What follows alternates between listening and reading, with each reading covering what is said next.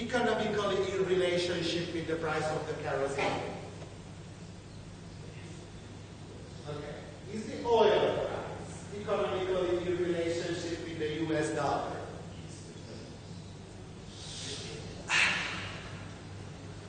It's very hard to say no, right? But we all know that there are some effects where you are going to, you understand what I'm saying? When you are going to see that they go to different direction, right? You understand what is economic relationship? Even the oil price and the dollar rate is going to have an economic relationship. So what is going to be my next question? Is it going to be effective enough?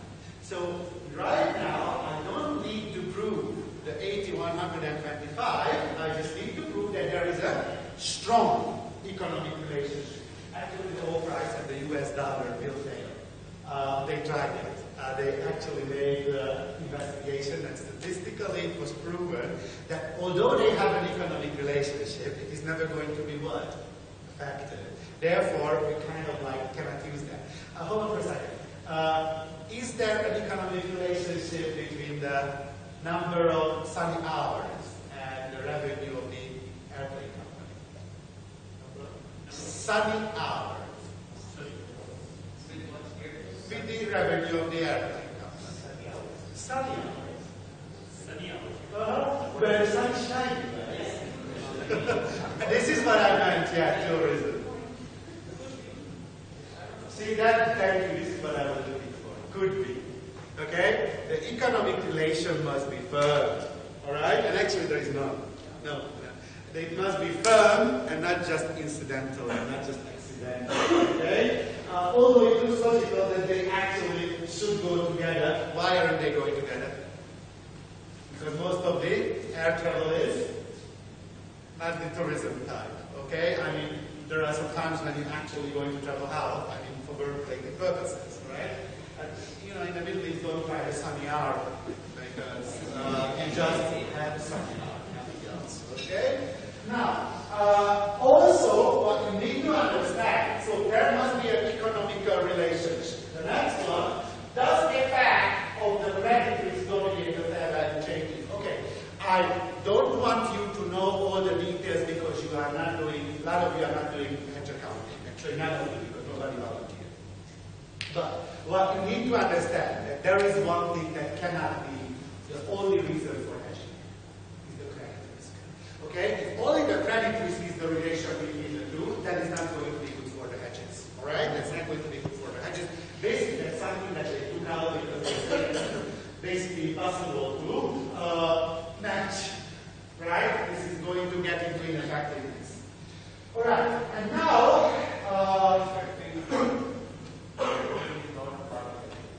factoring is not hedging because in case of factoring, what is going to happen with the one that is factored? You will derecognize it. So you have nothing to hedge at the end of the day. Okay? And also, there is going to be a so-called ratio. Alright? I will talk about the ratio in a minute. So if there is a ratio problem, then you have to readjust. Or if these things are no or yes, then you have to go back because these are not eligible. This ratio thing, what we don't know yet what are those, may be corrected, but the first two are musts. Those cannot be corrected. So as I told you, age-old hedged items, basically now almost everything. So group of items, combination of exposures and derivatives, components including non-financial items, the risk components, hold on for a second, nominal components or layers. Let me explain you what do we mean by layer. I have a loan in euro, 100, receivable. On the other side, I have a loan, 70 euro, payable.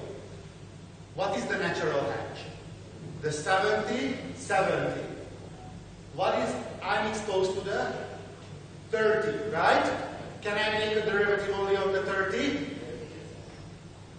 Come on, now you can't. But in the future, you can. This is going to be the so-called layer. This is going to be the so-called layer, okay? At least the euro you can. Alright? Okay. So, we understood that what are these things. And I don't want to enter into these guys because this is actually a very complicated stuff. You know what? I just want to go over here and I want to show you something and try to follow this example on a brand new accounting treatment. I think it's nice. This one is nice. And it is going to help you a lot if you are using it. Accounting. The company's financial currency is the Canadian dollar and anticipates sale of 100 million in 12 months and the plans to make the capital expenditure of 80 million pounds at the same time. The net position is hedged with a forward contract to sell 20 million in 12 months at a rate of 1.5. The property, plant and equipment which they purchase, the 80 million, is going to be depreciated over a 2 years period. Okay, that's an easy example. Now let's see what is the problem. This is the problem. See? My loss in the cash position is going to be the sales, right? Foreign currency, 100. This is the pound, right? The foreign currency. And I know that in the minus side, I will buy 80. Okay? So what do I need to make a derivative for if I want to hedge? Only the difference, the 20. And this is the problem. The problem is that this one, the gain on that, right, or the loss on that, is going to show immediately. But if I buy a fixed asset, what is going to happen with the fixed asset? I buy it at a spot rate, right? And later, the exchange loss is going to be shown there in the depreciation. Why? Because I purchased it immediately. And what is going to happen with the price? The rate, what was true when I purchased it, is going to freeze. Right? Let me show you the example. Let's assume that the spot rate in pounds at the beginning of year 1 was 1.5. The spot rate after 12 months, so at the end of the first year, was 1.6. Okay? Remember the numbers. I made a revenue of 100 and I purchased an asset of 80. Now, let's see what is going to happen.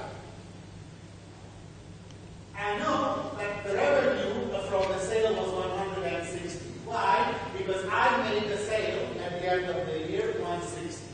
How much is going to be my property, plant and equipment? Hold on for a second. How much was the price of the property, plant and equipment? It was 80, right? So I know that I need to multiply my 80 with the 1.6, right? 1.6 because this is the spot rate, right? At the end. So this is when I'm doing my expenditure to buy the asset. Take a look at the example. You make the sale and then you are going to buy the asset. And this is what you hedge the 20 derivative. And this is the problem. Look. If I do that, I know that this should hedge my expense over here. If this was realized at 150 and this was expensed at 160, then what is going to happen? What is going to happen is that this 128, which is at a higher level, is going to make more depreciation. Where is my depreciation? There. Right? However, if I do everything on 1.5 like a natural hedge, then this should be only 60. Because actually I know that I made my purchase based on what? Based on the original price. So what they actually allow you to do is to link the two numbers to each other. Right? Therefore, immediately put in the net position matching gains and losses, the number which is even out to be 60. Okay? Now, the bookkeeping mechanism is over here. I made the bookkeeping mechanism if you are interested in that. So this is how we are going to deal with the layer type, or not the layer type, with the hedges, including natural hedge. Alright? So actually the main idea is that even though that they are naturally hedged, okay, and there is a layer which is not, can end up with a situation where it is evened out. This is actually called bottom line profit and loss approach. So if you see everything is going to be adjusted to be on 1.5 when we actually enter into the hedge. So that's the main idea behind it. The bookkeeping entries you will see on the next pages. I am not going to deal with the mechanism. The only important thing that you need to remember that now it's possible even if it's not a 100% cover. Okay? Now, I want you to come over economic relationships. Alright? Because the component type of risks is complex. We just kind of skip that for now on since you guys are not using it. Economic relationships. Alright? Now, as I told you, in order to have a hedge, you must be able to show that there is an economic relationship between the hedging instrument and the hedge diagram. So they must move in an opposite direction, and the relationship must be on rational rather than just by chance. Okay? So that is going to be the new thing that we need to prove, that you have to put theory behind it.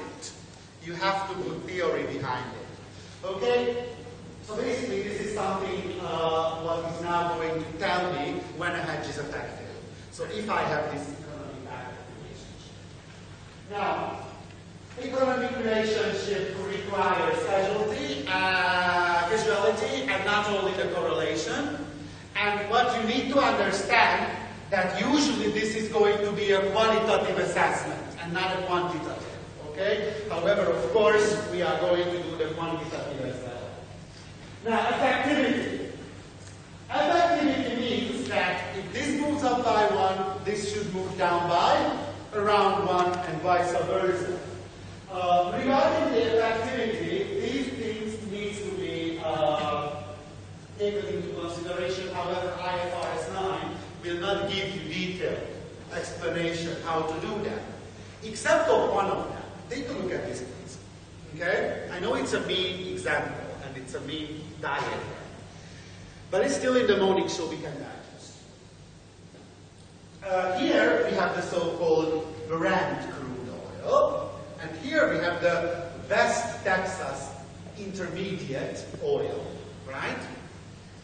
What do you see in this?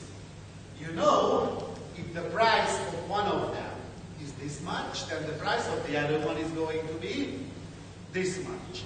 You see that as the price is going up, the correlation is not straight line. What does it mean? It is not 1-to-1. If you make the calculation, I made the calculation, and I came up with a ratio 1:0.15.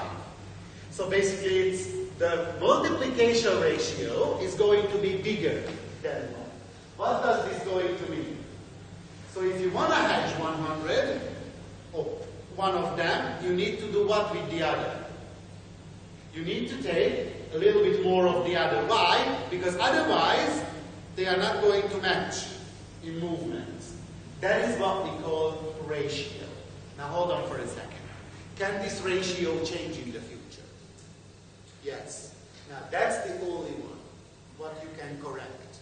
Because if the economic relationship goes away, or any other effectiveness goes away, you have to stop using the hedge accounting. But if this one, the ratio needs to be adjusted, that is fine.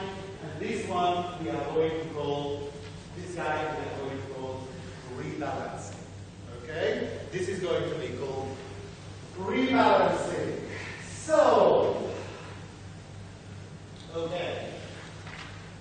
I don't want to enter into more of the hedge accounting part, so go to the effective tables. Alright? Any questions on hedge accounting?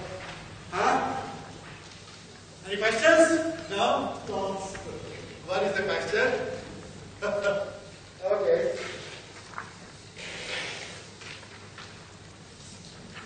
Effective date and transition. The first thing that you need to understand that the standard, which was issued in 2014, must be applied starting 1st of January 2018 with early application permitting. What does early application mean? Early application means that you can start using it soon. Please note that, however, there are a lot of other standards outstanding. The 2009 IFRS 9, the 2010 IFRS 9, the 2013 IFRS 9.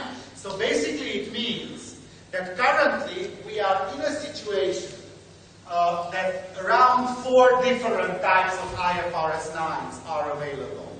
Okay? And at the end of the day, we must be able to see which one are we using. There is only one straight line, and that is for Europe.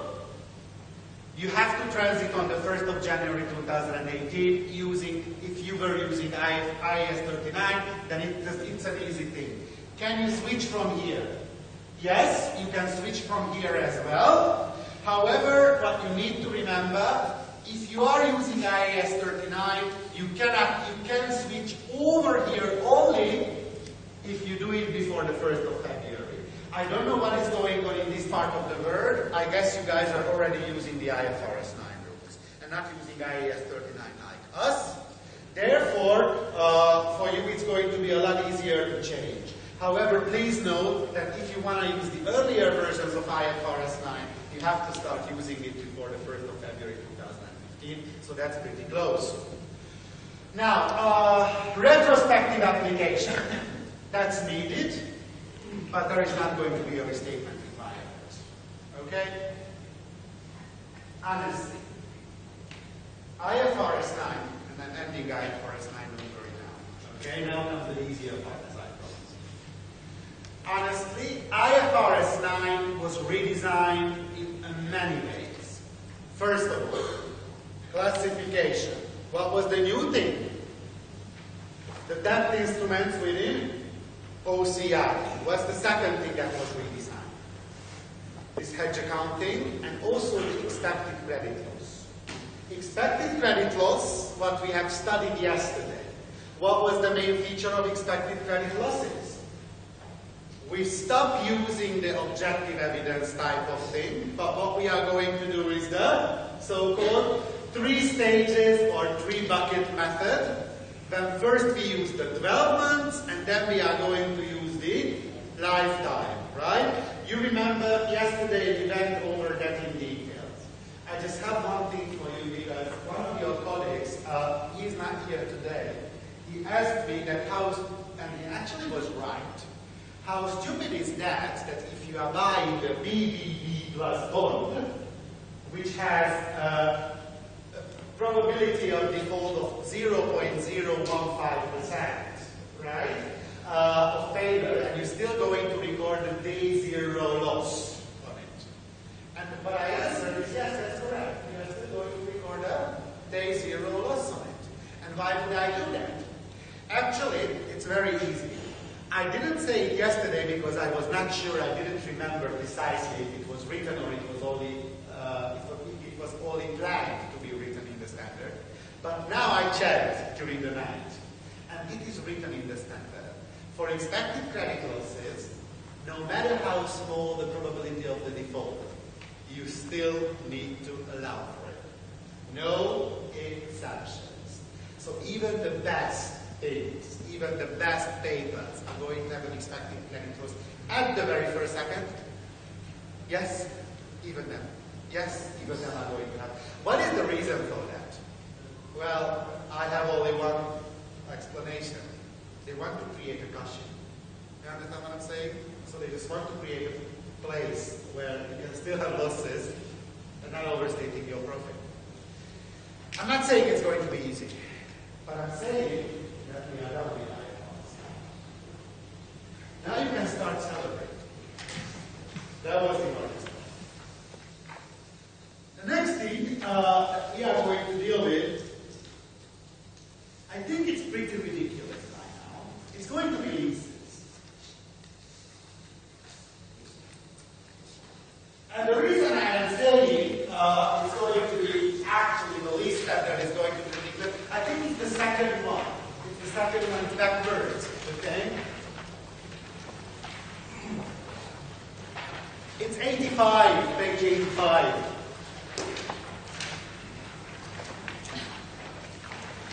The reason I am saying that the least standard is becoming ridiculous is because literally, I think that the fourth draft that they are putting together, and it is still not accepted. Look, most of the drafts are actually modified only a little bit, but and it seems that this seems to be the last one. Okay, that this seems to be the last one.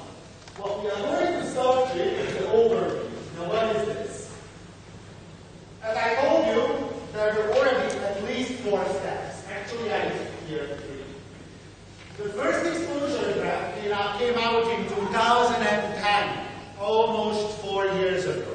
Okay? And we still don't have anything.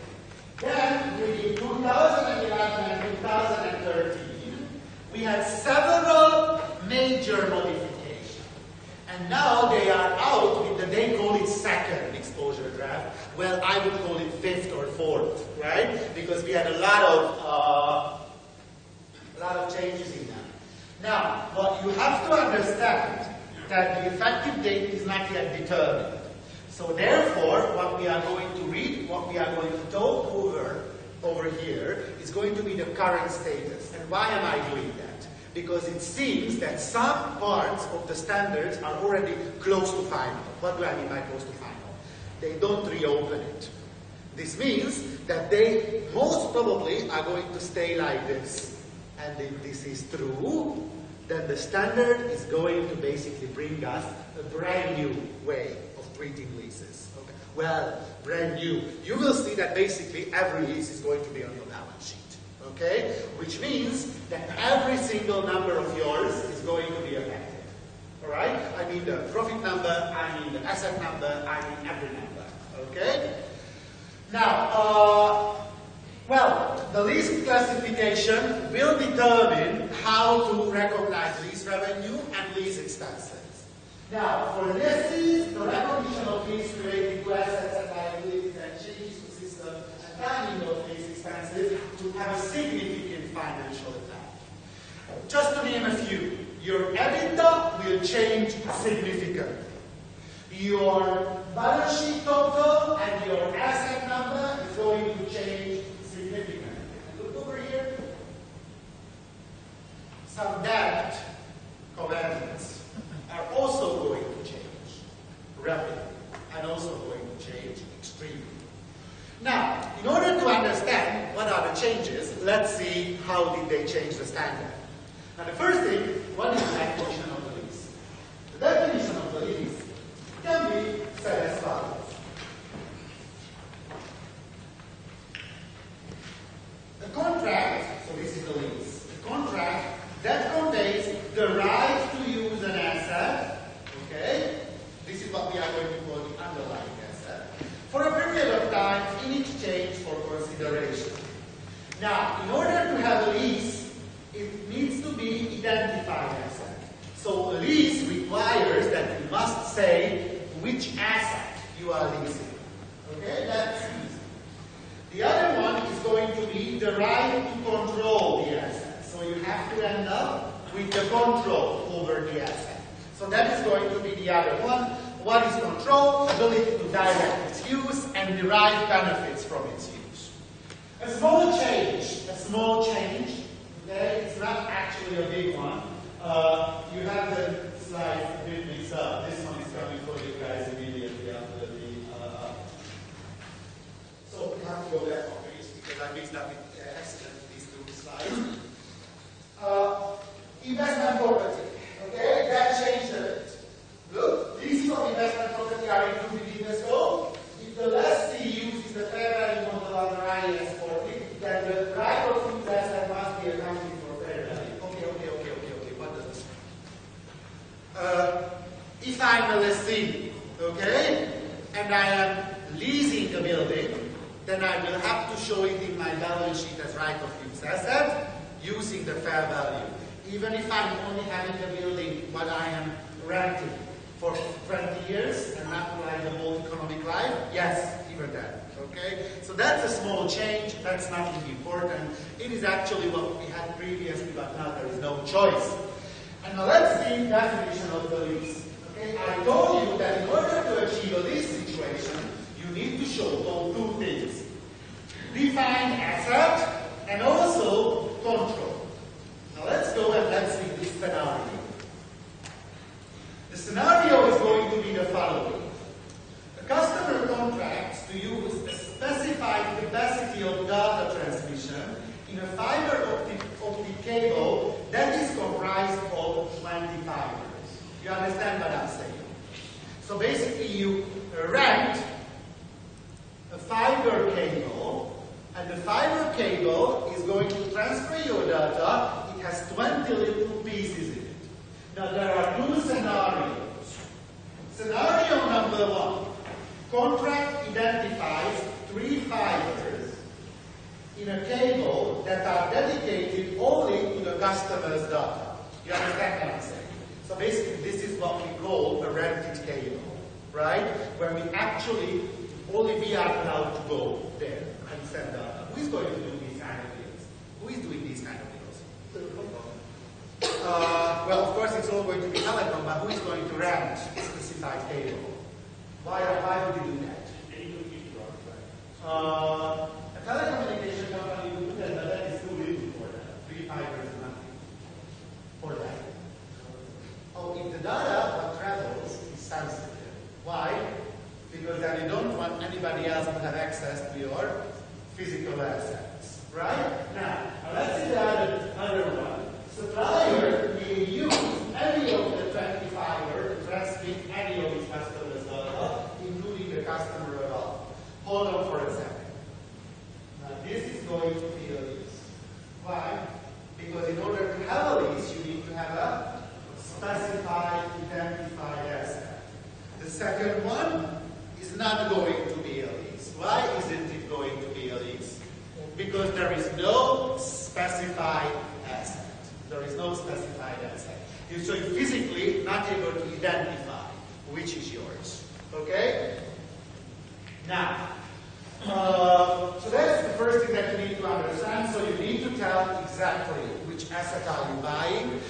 If you are provided with a pool of assets, that is not going to be leasing. Now, another question that I have. You remember what was IFRIC 4?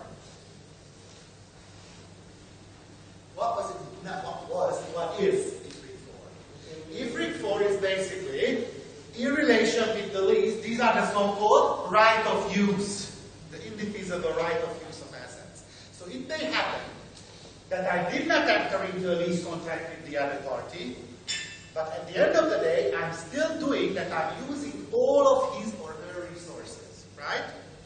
Is that going to be a lease legally? Legally, no. Economically, yes. Hold on. That's a huge change.